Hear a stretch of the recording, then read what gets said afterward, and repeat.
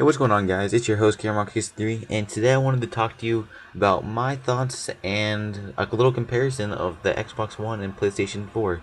So I'm sure you guys have all seen what the consoles look like, what's going to be inside them, all that, but I just want to do a little recap of what my thoughts on them are, and as well as for the people that don't know, all the internals, all the facts about the processors, all that stuff. I just want to do a little recap on it. So here we go. So first off, starting off the price. So the Xbox One is going to be $500, PS4 $400. So what does this mean?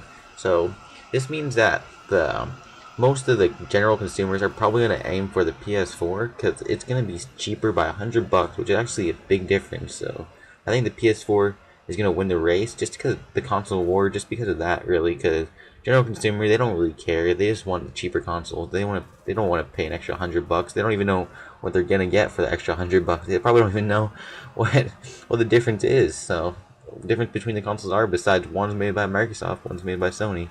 So they're all gonna go for the PlayStation because of that factor. And besides that, the only thing Xbox they have bundled in is the Kinect with it, which doesn't really subsidize the $100 price difference, in my opinion, because I don't think it's really worth $100. I mean, I know they just want to bundle it in just so people can, so that they can so they can get their publishers to make more games for it and stuff. But I honestly just don't even think it's worth it. Like, they should just go out on motion gaming altogether, because in my opinion, when I play gaming, I just want to sit on the couch and just relax after a day of school or something like that. I don't want to have to get up and move everywhere just to play a game. It's no fun to me. But anyway, besides that, getting back on the point. Anyway, the PlayStation's gonna win in that factor. So anyway, moving on to RAM. So the Xbox has 8 gigabytes of DDR3 RAM, and the PlayStation 4 has 8 gigabytes of GDR5. So this may seem similar, but the PlayStation GDR5 RAM is actually a little bit faster than DDR3. I did a little research onto a few websites, and according to the websites I looked at, the GDR5 is slightly faster than the DDR3. However, this will not make much of a difference between multi-platform games such as Call of Duty, Battlefield. They'll generally look about the same, but maybe for games exclusives on the PS4, they're gonna look a little bit better, such as Uncharted, Gran Turismo 5. What's another good exclusive they got? I don't know, any sort of exclusives in general, they might look a little bit better because they have a little bit more processing power to work with on the PS4 compared to the Xbox. But generally, you won't notice a difference at all in multi-platform games, though. Moving on to the hard drive. So they both contain a 500 gigabyte hard drive, which is plenty of room to store your games, music, videos, any sort of things you want in it. But I don't think I'll be storing anything besides games, because I think this next generation, people are going to be buying a lot of games on the PlayStation Store. GameStop isn't going to be getting as much business as they used to in the past 5 years with the last consoles.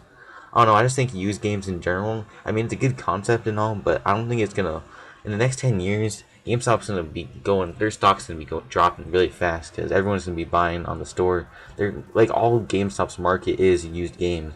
That's why they make all their profits, pretty much. They sell it.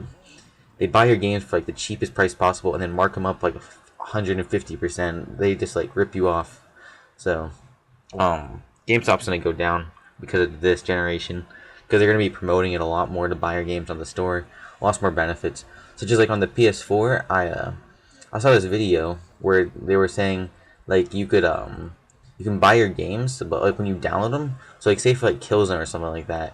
That's another good exclusive they have. But anyway, you can download. You can choose if you want to download the multiplayer part of the game first or the single player part of the game. So I thought it's pretty cool, because if you just want to go straight to multiplayer and play straight up multiplayer, you can just download that part first and then have the single player download in the background. So when you're taking a break from the single player, you just want to play some multiplayer, go download the multiplayer first. So it's a smart idea for Sony to do that. I'm not sure, however, if the Xbox One is doing that. I think it's really stupid if they don't, because that's a pretty big win for PlayStation if they have that factor in. Besides that, the 500 gigabyte hard drive is a decent amount of space. They'll be having cloud storage, I'm assuming. I think they do, because PlayStation, they bought something. So they bought some sort of cloud gaming service. So they should be hopping onto the cloud gaming. So they got that up their sleeve. I think Microsoft's doing something similar to cloud gaming. Sorry, I just had to look at this kill. It's pretty funny. He got a 360 him. Anyway, off topic there.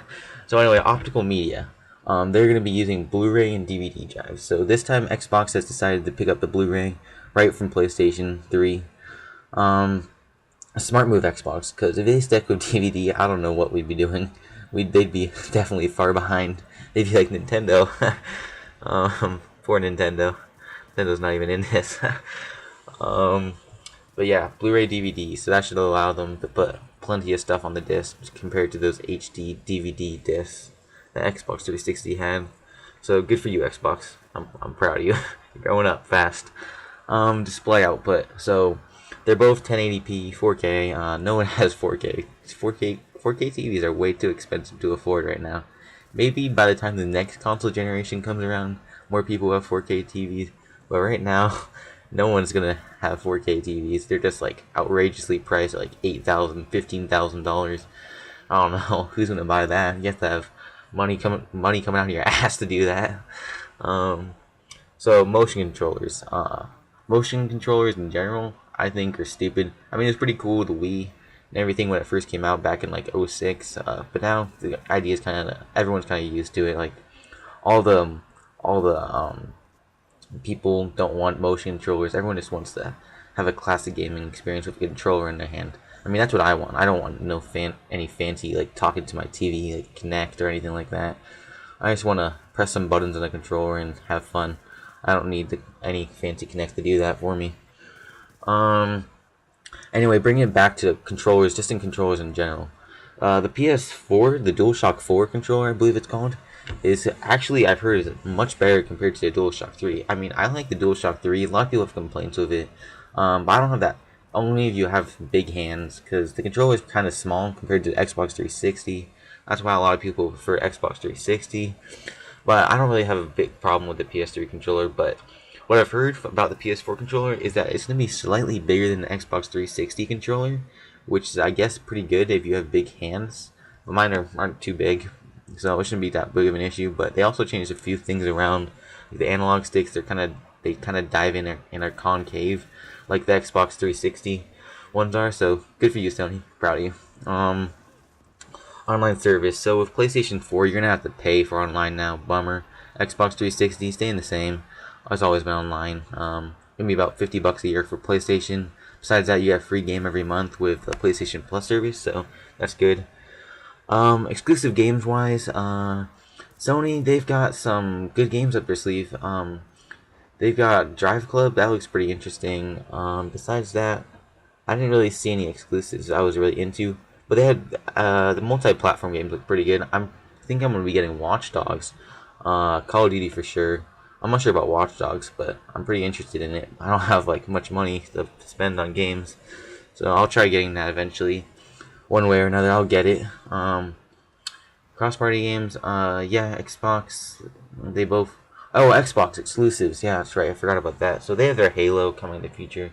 Everyone likes Halo. Oh, I never liked Halo. I remember playing it a while ago. Never really got into it. Wasn't really my thing. Played at a friend's house. Thought it was boring. More into Call of Duty. Halo's just not that great to me. I mean, some people have a fun time with it. It's just not my thing. And besides that, I think that really wraps the consoles up. So if you're wondering what console I'm going to go for, I'm going for the PS4 for many reasons. One of the reasons is because I've been a PlayStation fanboy since the PS2. So it's just my console of choice. And besides that, the price tag really just gets me in. I don't want to... I have a limited amount of money, so I can't afford to pay that much money for a new console. I can barely afford one. So anyway, this has been my my talk about the PlayStation and Xbox. Hope you guys all enjoyed, and I'll see you guys all next time. Peace out.